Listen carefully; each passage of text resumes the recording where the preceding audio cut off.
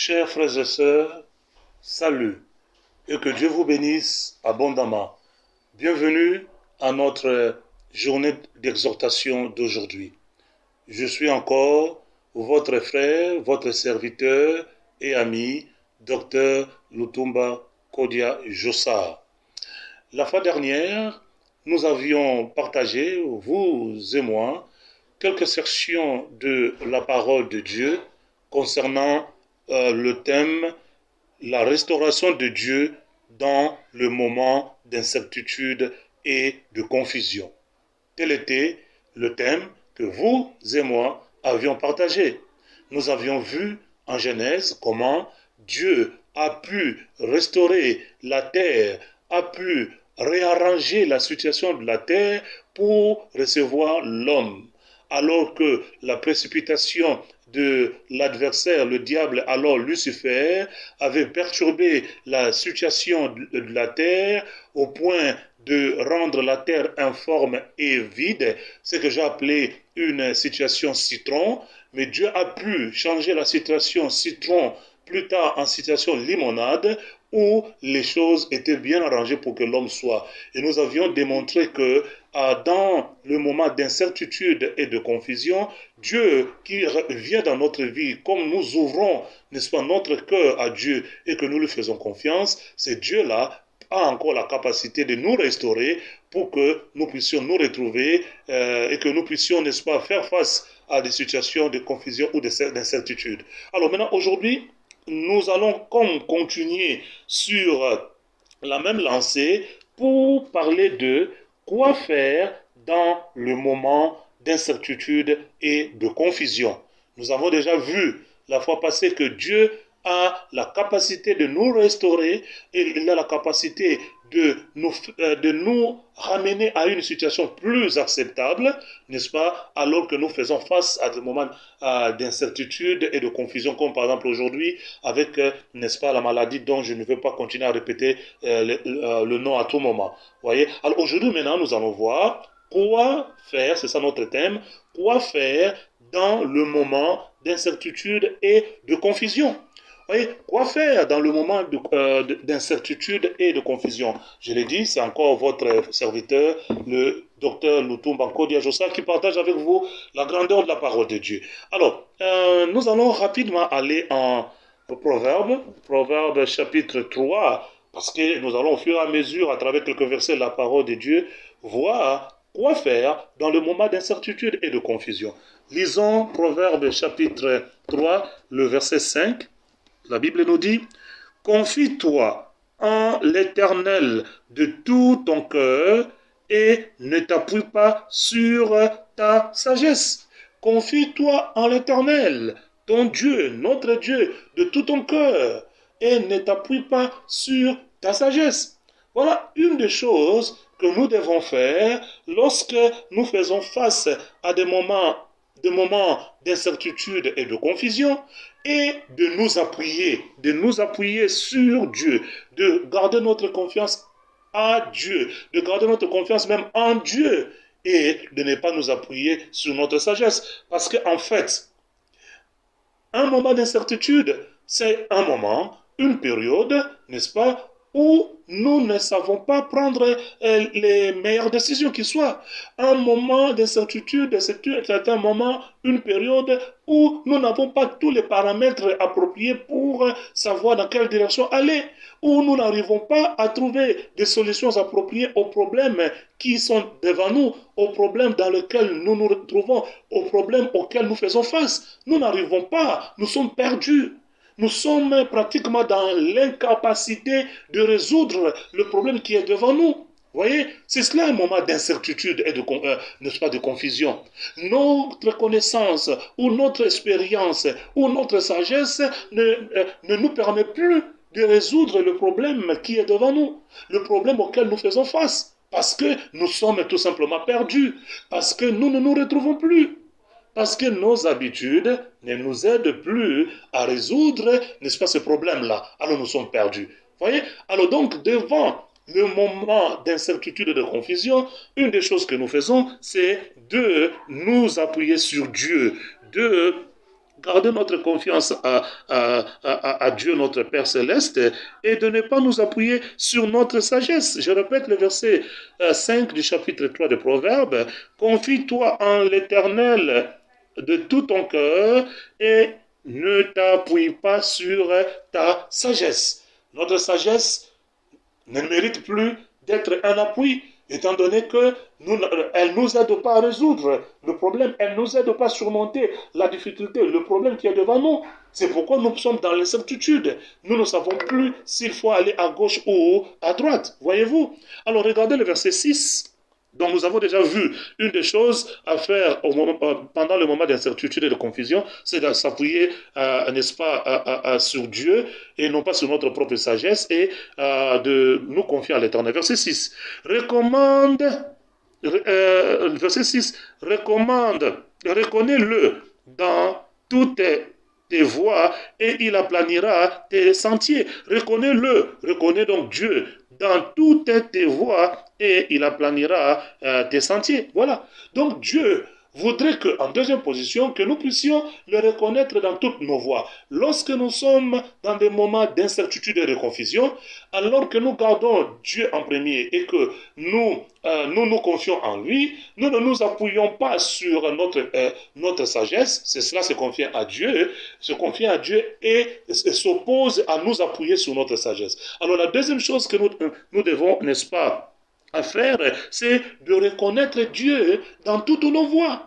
Que cela signifie que de reconnaître Dieu dans toutes nos voies, c'est-à-dire lorsque nous sommes dans le défi, nous sommes devant les réalités d'incertitude, nous réfléchissons avec la parole de Dieu. Nous recherchons la parole de Dieu appropriée par rapport à la circonstance ou au défi qui est devant nous, et alors nous nous efforçons d'appliquer le principe que nous avons trouvé dans la parole de Dieu. C'est cela, reconnaître Dieu dans toutes nos voies. Cela signifie que dans la situation qui est la tienne à ce moment-ci, ce que tu es en train d'appliquer là, est-ce que c'est ta sagesse ou plutôt c'est ce que Dieu dit?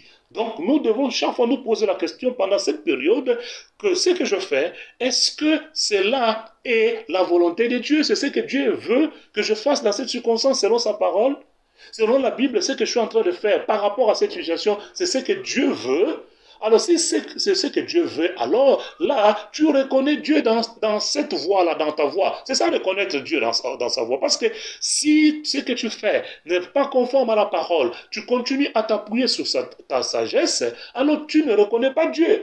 Dans ta voix, reconnaître Dieu dans ta voix ou dans sa voix ne signifie pas tout simplement prier. Non, c'est prier, mais également appliquer d'autres principes qui sont adaptés à la circonstance, les principes que la parole de Dieu, n'est-ce pas, te conseille à appliquer. Voilà. Donc, la première chose, c'est que nous ne nous appuyons pas sur notre sagesse, ce qui signifie se confier en Dieu. Deuxième chose, c'est que nous devons reconnaître Dieu dans nos voies, dans le parcours de notre vie, même pendant les moments difficiles, mais nous nous efforçons à rechercher la volonté de Dieu pour appliquer cette volonté de Dieu et ainsi reconnaître Dieu. Et la Bible dit, en faisant ainsi, Dieu aplanira nos sentiers. Le sentier, c'est comme le cours de notre vie. Dieu va aplanir. Là où il y a des montagnes, Dieu va faire en sorte que nous puissions passer de façon plus réussie, avec succès. Pourquoi? Parce que nous nous sommes appuyés sur lui et que, en même temps, nous l'avons reconnu sur nos voies en cherchant sa parole. Cette période, c'est encore une période pendant laquelle nous devons de plus en plus chercher la parole de Dieu, pas seulement en priant, ce qui est important. Prier, c'est parler à Dieu, et exposer notre cœur à Dieu. Mais nous recherchons encore davantage dans la parole les principes, les conseils du Seigneur, pour savoir même quelles sont les attitudes que nous devons avoir. Parce que tu peux prier, mais si tu as toujours des attitudes négatives, cela ne va pas t'aider à résoudre, n'est-ce pas, tes problèmes pendant les moments d'incertitude. Voyez-vous? Voilà. Alors donc, allons rapidement à Romains, chapitre 8, parce que nous sommes en train de voir avec notre frère, notre serviteur, le docteur Lutumba, que faire dans le moment d'incertitude et de confusion. Nous avons vu que une des choses à faire, c'est s'appuyer sur Dieu et non pas sur notre sagesse, ce qui signifie continuer à nous confier en Dieu. Et deux, nous avons vu que Nous devons reconnaître Dieu sur toutes nos voies. Pendant cette période, reconnaître Dieu, c'est chercher la parole de Dieu appropriée et vivre selon cette parole-là pour s'attendre à recevoir de la part de Dieu. Et Dieu a promis, quand nous faisons comme ça, il va aplanir le cours de notre vie et le succès sera de notre côté. Regardez Romains chapitre 8. Nous allons encore partager de grandes réalités spirituelles à travers cela. Regardez rapidement Romains chapitre 8, le verset 35 dit: qui nous séparera de l'amour de Christ? Sera-ce la tribulation, ou l'angoisse, ou la persécution, ou la faim, ou la nudité, ou le péril, ou l'épée? Voilà, c'est une question. Qui nous séparera de l'amour de Christ? L'amour de Christ signifie l'amour que Dieu a manifesté en Christ pour nous. C'est grand amour. Dieu a tant aimé le monde qu'il a envoyé son Fils unique, afin que quiconque croit en lui ne périsse pas, mais qu'il ait la vie éternelle. Dieu a tellement aimé le monde. Ici, le monde, c'est l'espèce humaine. Dieu a tellement aimé l'espèce humaine qu'il a envoyé son Fils pour que celui-ci puisse, par son sacrifice, nous sauver. Vous voyez? Alors, maintenant, c'est Dieu qui a manifesté tant d'amour alors que nous n'étions pas encore ses enfants, alors que nous étions perdus, loin de lui, sans Dieu, sans espérance, mais il était en mesure d'exprimer un si grand amour. Alors, ce Dieu-là va, n'est-ce pas, permettre que quoi que ce soit puisse nous séparer de lui, ou puisse réduire cet amour-là qu'il a pour nous?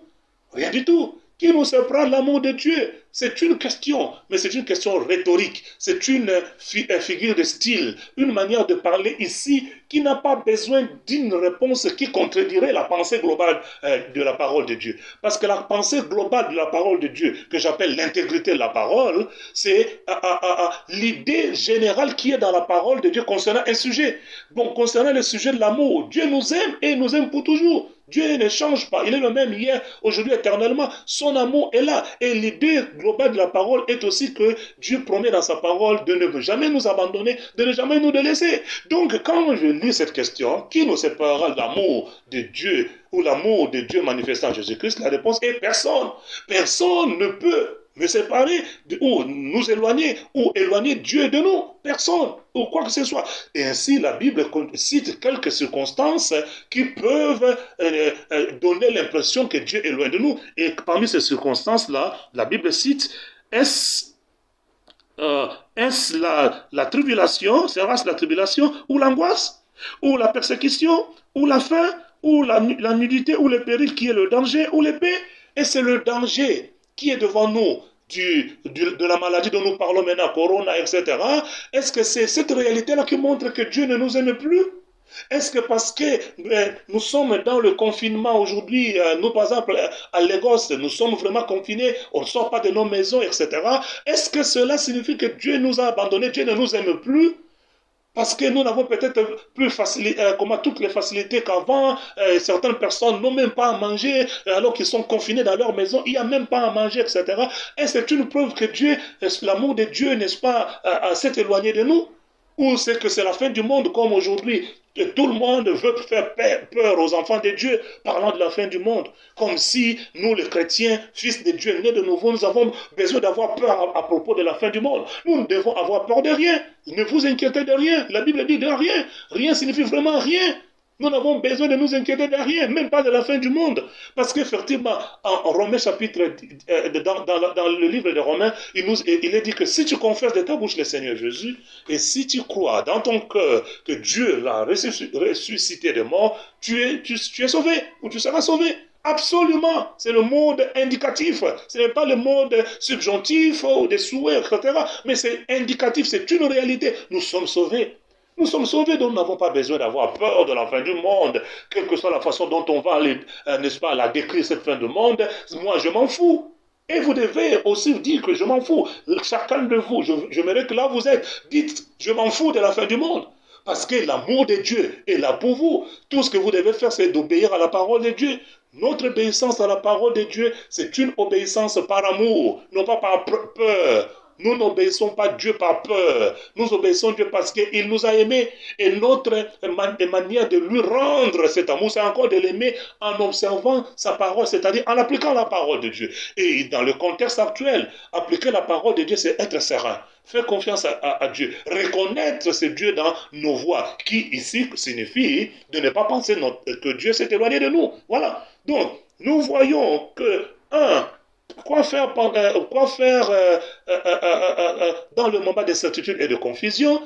La première chose, c'est continuer à se confier à Dieu, à ne pas nous appuyer sur notre propre sagesse, et aussi reconnaître Dieu dans nos voies, qui est de chercher la parole de Dieu à propos de chaque circonstance, et n'est-ce pas, appliquer cette parole de Dieu. Et toi, reconnaître que l'amour de Dieu ne peut jamais s'éloigner de nous. C'est nous-mêmes, par nos manières de penser, nos propres expériences, notre faiblesse de volonté, ou encore, je ne sais pas, nos traditions, etc., qui nous éloignons de cet amour pour ne pas en bénéficier pleinement. Mais Dieu, avec son amour, n'est-ce pas, est toujours là pour nous. Voilà, si nous gardons cela dans notre intelligence, malgré les moments difficiles, le moment difficile qui est devant nous avec la maladie de Corona et autres réalités de la vie, si nous gardons dans l'idée que Dieu nous aime toujours, malgré les tribulations, parce que la Bible nous promet aussi que nous allons faire face aux tribulations.